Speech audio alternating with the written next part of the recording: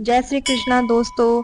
मैंने ही इस सृष्टि की रचना की है, मैं ही इसका पालन पोषण करता हूँ और मैं ही इस सृष्टि का विनाश अर्थात अंत करता हूँ। जब जब संसार में धर्म की हार होती है और अधर्म की विजय होगी, तब तब मैं इस संसार का अवतार लूंगा।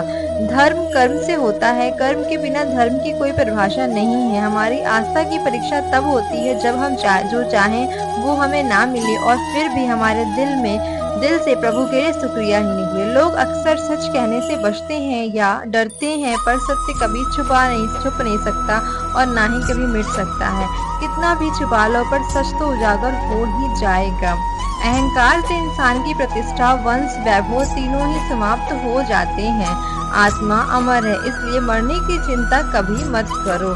आत्मा का अंतिम लक्ष्य परमात्मा से मिलन होता है। सत्य कभी भी नष्ट नहीं हो सकता।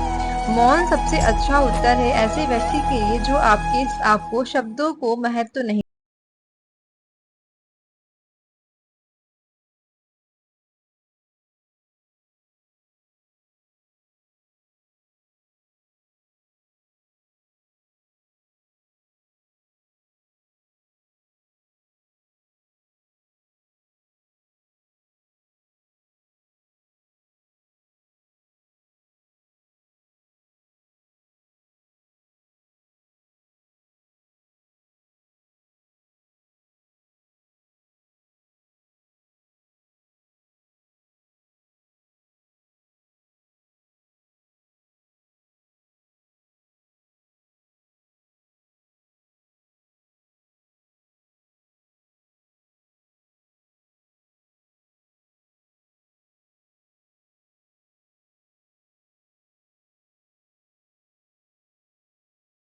पूरी नहीं होती है तो उसे का क्रोध बढ़ जाता है और उसकी इच्छा पूरी हो जाती है तो लोभ बढ़ता है।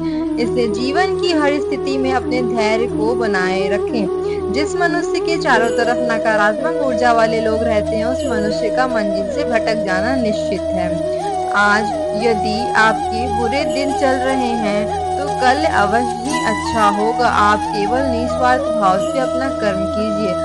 जो मार्ग ईश्वर ने आपके लिए खोला है उसे कभी भी कोई बंद नहीं कर सकता। मनुष्य का जीवन केवल उसके कर्मों पर आधारित होता है। वह जैसा कर्म करता है उसका वैसा ही जीवन हो जाता है। जीवन में आधे दुख इस वजह से आते हैं क्योंकि हमने उनसे आशाएं बना रखी हैं जिनसे हमें नहीं बनानी चाहिए थी। जिस मनुष्य ने अपनी जवानी में बहुत सारे पाप किए हों उसे बुढ़ापे में नींद नहीं आती है। व्यक्ति को उसके कर्म का फल उसी तरह ढूंढ लेता है जैसे कोई बछड़ा सैकड़ों गायों के बीच में अपनी माँ को ढूंढ लेता है। आत्मा ना तो जन्म लेती है और ना ही मरती है, ना ही इसे जलाया जा सकता है, ना ही इसे भिगोया जा सकता है। आत्मा अमर और अविनाशी है। संसार में कुछ भी स्थायी नहीं है। आत्मा शरीर को वैसे ही छोड़ देती है जैसे मनुष्य अपने पुराने कपड़ों को उतारकर नए कपड़े धारण कर लेता है। व्यक्ति का सुख दुख, अपमान अपमान, लाभ हानि का एहसास करना मन की शरारत है। आत्मा का इससे कोई लेना देना नहीं है। जब यह संसार ही स्थायी नहीं है, तब इस संसार की कोई वस्तु कैसे स्थायी हो सकती है। मैं इस संसार के सभी जीवों में विद्यमान हूँ। मैं चींटी में भी हूँ और हाथी में भी। संसार के सारे रिश्ते नश्वर हैं और केवल शरीर से जुड़े हुए हैं। जैसे ही व्यक्ति की मृत्यु होती है और आत्मा शरीर को छोड़ देती है, आत्मा का शरीर से जुड़े रिश्तों से कोई नाता नहीं रहता। मेरे तुम्हारे हम सबके कई जन्म हो चुके हैं। ना तो यह मेरा आखिरी जन्म है और ना ही यह तुम्हारा आखिरी जन्म है। वर्तमान परिस्थितियों में जो तुम्हारा कर्तव्य है वही तुम्हारा सच्चा धर्म है। मैं किसी व्यक्ति के भाग्य का निर्माण तो नहीं करता और ना ही किसी को कर्म फल देता हूँ। व्यक्ति या जीव के कर्म ही उसके पाप और पुण्य का निर्माण करते हैं। क्रोध मनुष्य का सबसे बड़ा शत्रु होता है। क्रोध के कारण मनुष्य के सोचने समझने की शक्तियां नष्ट हो जाती हैं और उस व्यक्ति के पतन में ज्यादा समय नहीं लगता। मनुष्य कर्म करने से कभी छुटकारा नहीं पा सकता, इसलिए हमें हमेशा कर्म करते रहना चाहिए, क्योंकि कर्म के बिना हमारे शरीर का निर्वाह नहीं हो सकता। परिवर्तन होना इस संसार में स्थायी है, इसलिए मनुष्य को परिवर्तन से कभी नहीं घबराना चाहिए। मनुष्य का अपने मन को नियंत्रित रखना किसी घोड़े के नवजात शिशु को नियंत्रण में रखना जितना कठिन कार्य होता है। इंद्रियों के वश में होने से मनुष्य के जीवन में केवल विकार और परेशानियां ही आती हैं। मनुष्य के जीवन में सुख और दुख का आना जाना सर्दी और गर्मी के आने जाने के समान ही है, इसलिए हमें इन्हें सहन करना सीखना होगा।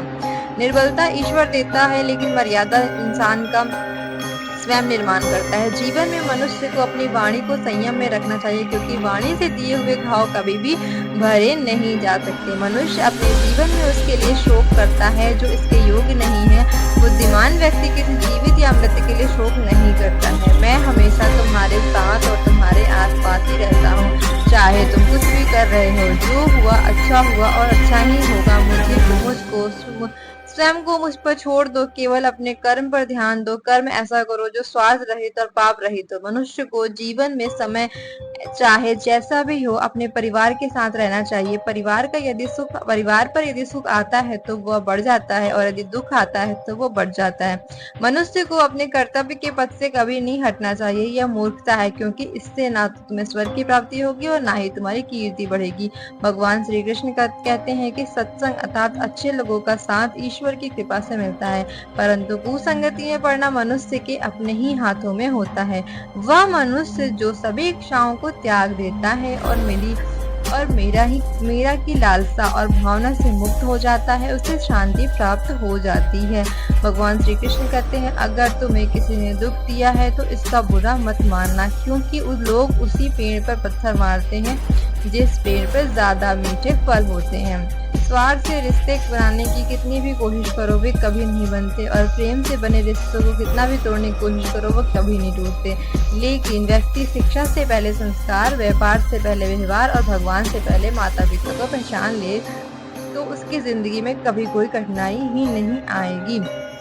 भगवान श्री कृष्ण कहते हैं कि मनुष्य को अपने मन को बार बार समझाना चाहिए कि ईश्वर के अलावा उसका इस दुनिया में कोई नहीं है।